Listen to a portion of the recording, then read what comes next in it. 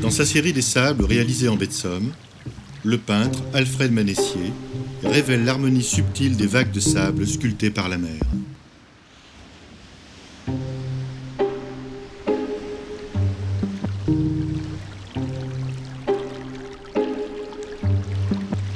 Le geste du peintre s'inspire du mouvement de la mer qui se retire.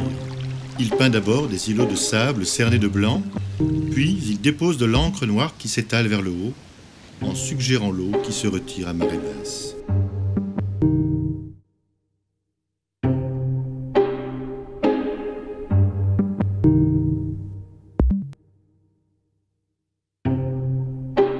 Alfred Manessier a dû souvent arpenter les plages de la baie, avant de disparaître en 1993. Il nous a laissé une œuvre empreinte d'une relation sensible avec la nature. Il a donné à chacun l'envie de voir autrement les sables et les vases de la baie de Somme.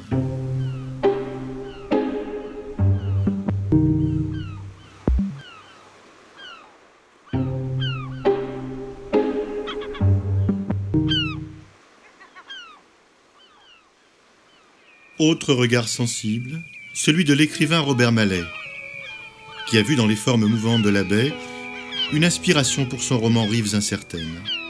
D'après lui, la relation amoureuse entre Bertrand et Cora est un mystère, car chacun est une rive incertaine pour l'autre. Cora et Bertrand contemplaient la baie soumise au reflux, alors que réapparaissaient les frontières des prés salés et l'avant-garde des bancs de sable. Le paysage se modifiait très vite, et sa modification s'accompagnait de celle des nuages qui déferlaient vers l'horizon, où les raies de lumière d'un soleil intermittent les éclairaient par saccades. Une lueur opalescente conquérait l'espace, et la terre et le ciel se rejoignaient et s'unissaient en une seule teinte. C'était l'harmonie née de la confusion. Tout se faisait et se défaisait. Tout se transformait sans rupture dans une immense baie céleste qui absorbait la baie de Somme et ses rives.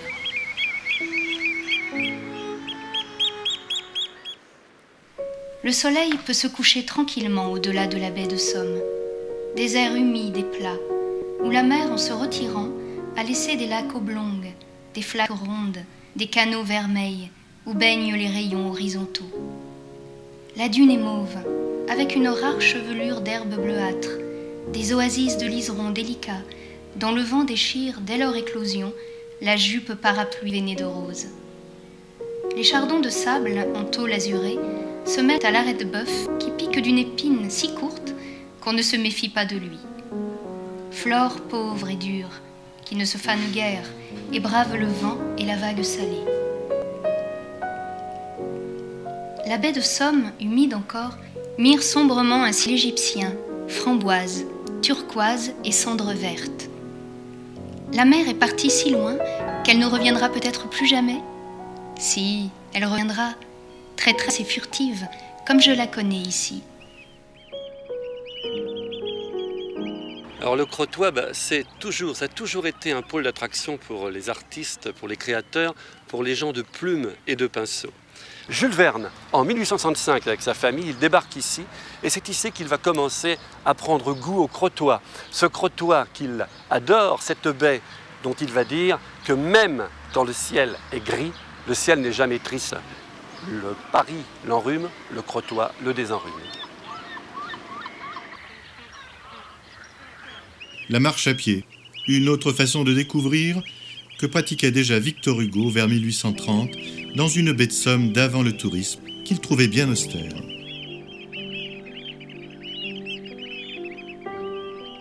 Il m'a fallu traverser ce désert à pied. Le mot n'est en vérité pas trop grand pour la chose. Figure-toi, cher ami, une immense solitude bornée à l'horizon par de vagues collines.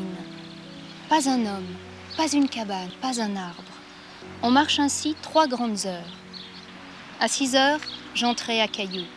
J'étais vraiment là. Depuis midi, je marchais au soleil, dans les sables et dans les galets.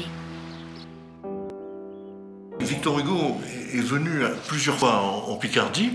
Il avait l'habitude de faire un voyage l'été avec sa maîtresse, Juliette Drouin. Il est passé à Cailleux, il est passé à Saint-Valery, et il est allé jusqu'à Montreuil, et il avait gardé, j'allais dire, une forte impression de ce pays. Il marchait beaucoup, Juliette avait mal aux pieds sans doute, elle ne l'accompagnait pas, et le soir, quand il était revenu à l'hôtel, il écrivait à sa femme. Ce sont des récits de voyage destinés à accumuler des impressions esthétiques pour la rédaction de poèmes. Oh, combien de marins, combien de capitaines qui sont partis joyeux pour des courses lointaines, dans ce morne horizon se sont évanouis. Combien ont disparu, dure et triste fortune, dans une mer sans fond, par une nuit sans lune, sous l'aveugle océan à jamais enfoui. Chaque époque pose son regard sur la baie, à travers la création des artistes. Romantisme sombre chez Hugo, hymne à la nature selon Colette, méditation amoureuse pour Robert Mallet, témoignages précieux des photographes d'autrefois, vision inspirée pour les peintres. Notre regard contemporain se nourrit de toutes représentations. De nouveaux venus apportent aujourd'hui leur vision plus moderne et abstraite, comme celle de l'artiste anglaise Pippa Darbyshire. J'ai gardé les premières visions que j'ai eues de la baie, parce que la première vue, c'était vers la fenêtre dans l'hôtel Les Tourelles sur la plage. Et le matin, comme j'ai ouvert les rideaux, c'est ça, la baie. Le cadre de la fenêtre, c'est absolument pictorial, seulement les lignes horizontales.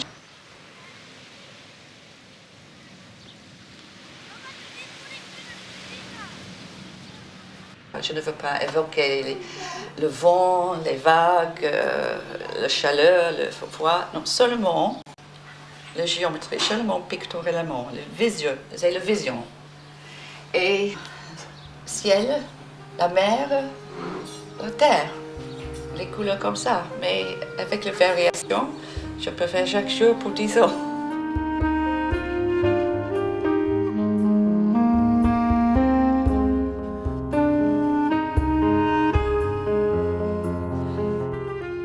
Comme beaucoup d'autres venus d'Europe, Pippa est venue s'installer en baie de Somme et son regard d'artiste révèle la beauté des lignes horizontales de la baie.